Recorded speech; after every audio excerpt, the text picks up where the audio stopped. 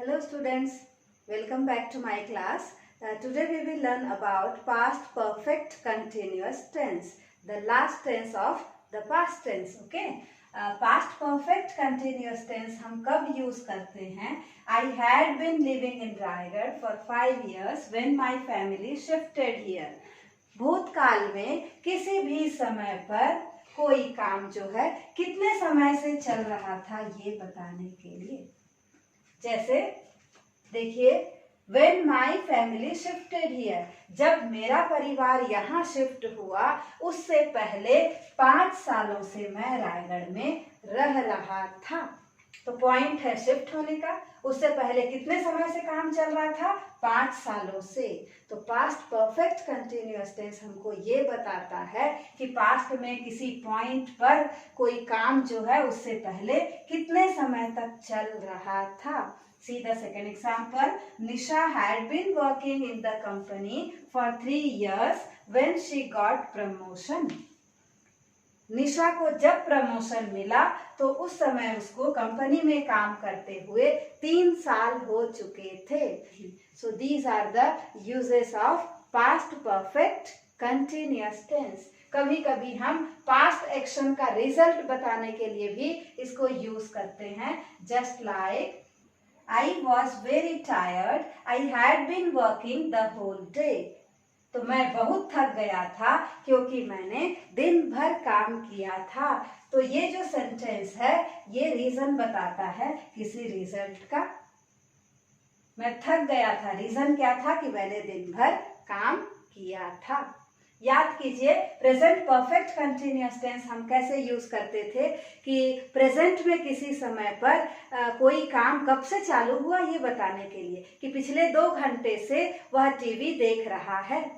तो कोई काम जो पास्ट में चालू हुआ और अभी चल रहा है वो है प्रेजेंट परफेक्ट कंटिन्यूअस टेंस। लेकिन वही काम अगर वो पास्ट में चालू हुआ था और पास्ट के ही किसी समय पर उसको कुछ समय हो गया है होते हुए और हम इस समय की बात करते हैं तो हम उसको पास्ट परफेक्ट कंटिन्यूअस टेंस में लिखते हैं। वह 2 घंटे से पढ़ाई कर रहा है को बदलकर अगर हम बोलें कि वह 2 घंटे से पढ़ाई कर रहा था।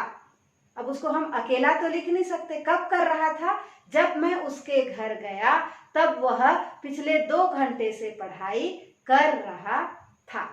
तो इस तरीके के एग्जाम्पल्स में हम यूज करते हैं past perfect continuous tense. Now let's move on to the structure. देखते हैं कि हम सेंटेंसेस कैसे बना सकते हैं इस टेंस में। Okay, see the example. The phone had been ringing for 5 minutes. Phone की घंटी जो है 5 मिनट से बज रही थी। अब इसके आगे हम उसको और किसी तरीके से कनेक्ट करेंगे किसी सेंटेंस में कि पर उसे रिसीव करने वाला कोई नहीं था, या जब मैं वहां पहुंचा तो पिछले 5 मिनट से फोन की घंटी बज रही थी। अब देखिए इस सेंटेंस का स्ट्रक्चर क्या है। The phone is the subject here. जो काम को करने वाला है या जिसके बारे में बात की जाए। अब फोन तो काम को करने वाला नहीं है, लेकिन हम पूरे वाक्य में किसके बारे में बात कर रहे हैं? फोन के बारे में। तो फोन जो है वो सब्जेक्ट है। सब्जेक्ट के बाद ये जो हेल्पिंग वर्ब आप देख रहे हैं दिस इज हैड बीन, और इसे हम यूज करते हैं पास्ट परफेक्ट कंटिन्यूअस टेंस में। प्रेजेंट परफेक्ट कंटिन्यूअस टेंस में हम क्या हेल्पिंग वर्ब यूज करते थे?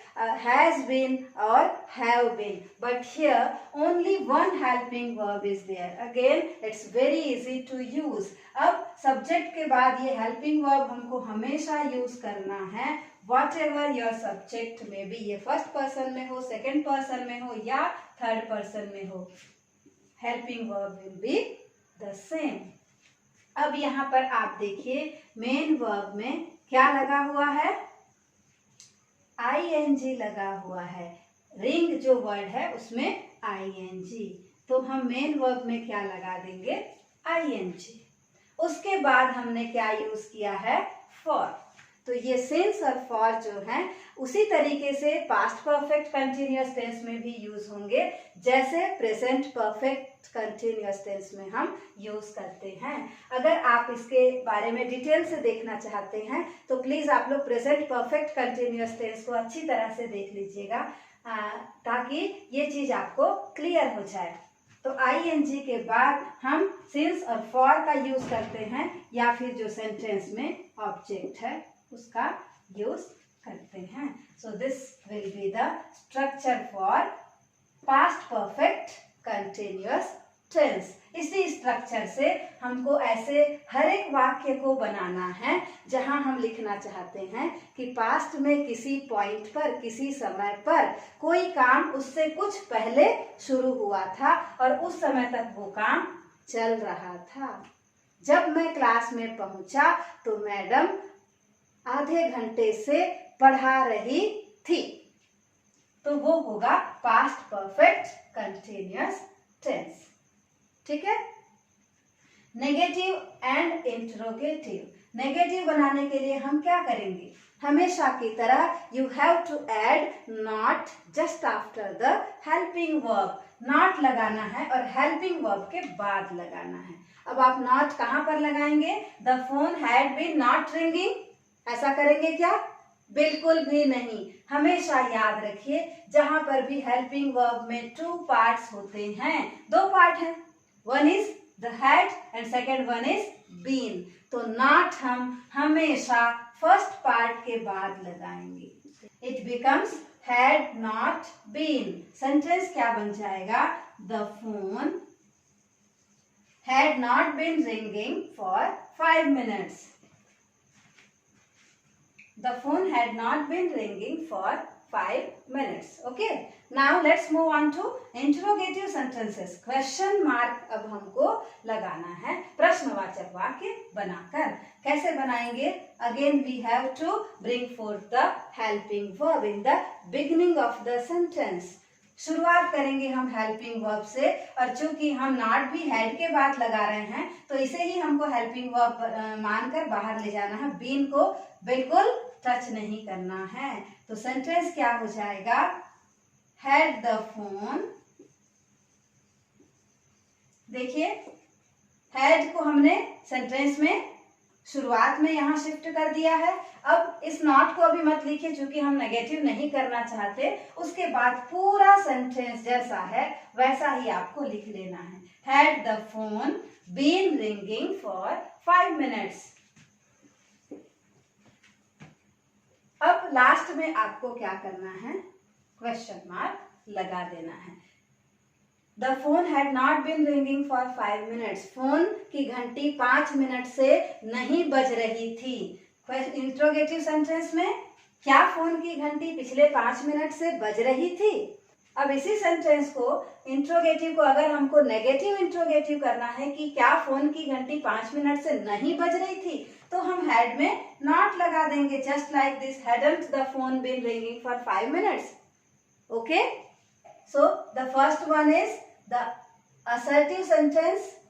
अब ये है नेगेटिव सेंटेंस और लास्ट में इंट्रोगेटिव। अगर आप इंट्रोगेटिव में नॉट लगा देंगे it becomes negative interrogative. Okay, चलिए अंत में हम एक बार चारों टेंस को रिवाइज कर लेते हैं। First, past indefinite tense, we played the final match. Subject के बाद कोई हेल्पिंग वर्ब नहीं होगा और मेन वर्ब सेकेंड फॉर्म में, that is simple past tense. We were playing the final match. हम फाइनल मैच खेल रहे थे। सब्जेक्ट के बाद was and were and ing with the main verb. Okay. We had played the final match. हम final match खेल चुके थे। सब्जेक्ट के बाद हेल्पिंग वर्ब क्या होगा, हैड, और मेन वर्ब का फॉर्म क्या हो जाएगा, थर्ड फॉर्म। तो ये होता है पास्ट परफेक्ट टेंस। और last, past perfect continuous. We had been playing the final match since 5 PM yesterday. कल शाम को 5 बजे से हम फाइनल मैच खेल रहे थे। तो ये हो गए पास्ट के चारों टेंस। एक एग्जाम्पल भी अगर आप अच्छे से याद रखेंगे या फिर अगर आपको स्ट्रक्चर अच्छी तरह से याद है तो आप कभी भी कोई भी सेंटेंस को इन टेंसेस में कन्वर्ट कर सकते हैं। ओके, सो चिल्ड्रन, उम्मीद है कि आपको पास्ट टेंस अच्छी तरह से समझ में आ गया होगा। आगे हम फ्यूचर टेंस से कंटिन्यू करेंगे। So thanks for watching this video patiently and keep watching the videos. Thank you.